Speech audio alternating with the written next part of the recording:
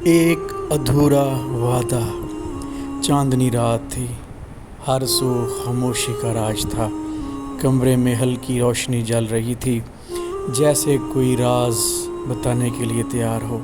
دلہن اپنے سرخ جوڑے میں پلنگ پہ کونے میں بیٹھی تھی، سر جھکائے، نظریں زمین پر گاڑی ہوئی تھیں۔ دولہا آہستہ آہستہ قدموں سے اندر آیا، دل میں خوشی، آنکھوں میں خواب اور لبوں پر مسکراہٹ تھی۔ وہ اس کے پاس بیٹھا، تھوڑا جھجکا، پھر بولا، آج سے ہم ایک نئے سفر پہ نکل رہے ہیں۔ میں چاہتا ہوں کہ ہم ایک دوسرے کو سمجھے بغیر کوئی فاصلہ نہ رکھیں۔ دلہن کے دل میں جیسے کچھ ٹوٹا، آنکھیں نم ہو گئیں اور سانسیں رک گئیں۔ وہ بولی، مگر آواز لرز رہی تھی، میں تم سے کچھ کہنا چاہتی ہوں، ایک سچ جو شاید تمہیں تکلیف دے، مگر یہ جان لینا تمہارا حق ہے۔ لڑکے کا چہرہ حیرت سے سفید ہو گیا، مگر اس نے نرمی سے کہا، بولو، میں سن رہا ہوں۔ لڑکی نے اپنی آنکھیں بند کیں، جیسے کسی بھاری بوجھ کو اٹھا رہی ہو۔ میں تمہاری عزت کرتی ہوں، تم ایک اچھے انسان ہو، لیکن میرا دل کسی اور کے پاس ہے، میں کسی اور سے محبت کرتی ہوں۔ کمرے کی خاموشی اچانک گہری ہو گئی، لڑکے کے چہرے سے مسکراہٹ غائب ہو گئی۔ وہ کچھ کہنا چاہتا تھا، مگر زبان نے ساتھ نہ دیا۔ میں نے یہ شادی ماں باپ کے کہنے پر کی۔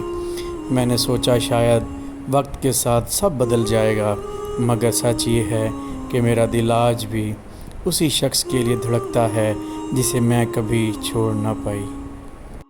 لڑکا اب بھی چپ تھا، اس کی آنکھوں میں سوال تھے، دل میں درد، مگر زبان پہ کوئی شکوہ نہیں۔ کچھ لمحوں بعد وہ بولا، تم نے سچ بول کر میرا دل توڑ دیا، لیکن شاید یہ ایک جھوٹا ساتھ ایک سچی چپ سے بدتر ہوتا ہے۔ وقت گزرتا گیا، کہنے کو تو وہ دونوں ایک چھت کے نیچے رہنے لگے، مگر دلوں کے بیچ ایک فاصلہ تھا۔ وہ لڑکی ہر رات خوابوں میں اپنی محبوب سے ملتی، اور لڑکا ہر دن خود کو یہ یقین دلاتا، شاید ایک دن وہ اس کا ہو جائے گا، مگر وہ دن کبھی نہیں آیا۔ شادی کے دن بیتتے گئے، مگر ان کے درمیان خاموشی کا وہ پردہ مزید گہرا ہوتا گیا۔ وہ دونوں روزمرہ کی باتیں کرتے، ایک دوسرے کا لحاظ رکھتے، مگر دل کی باتیں اب بھی قید تھیں۔ لڑکا زارون نے کبھی شکوہ نہ کیا، بس ہر روز ایک نئی امید کے ساتھ آنکھ کھولتا کہ شاید آج ایمن اسے ایک مختلف نظر انداز میں دیکھے گی، جیسے اس کی ہو گئی ہو۔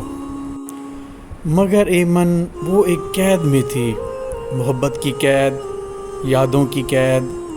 دل کے کسی کونے میں وہ چہرہ آج بھی زندہ تھا، ریحان جو یونیورسٹی کے دنوں میں اس کی دنیا تھی، جس کی باتوں میں ایمن کو اپنا مستقبل دکھلاتا تھا۔ مگر ریحان کمزور تھا، وہ اپنے ماں باپ کے خلاف نہ جا سکا۔ ایمن کی زندگی میں آنے کا وعدہ صرف وعدہ ہی رہا۔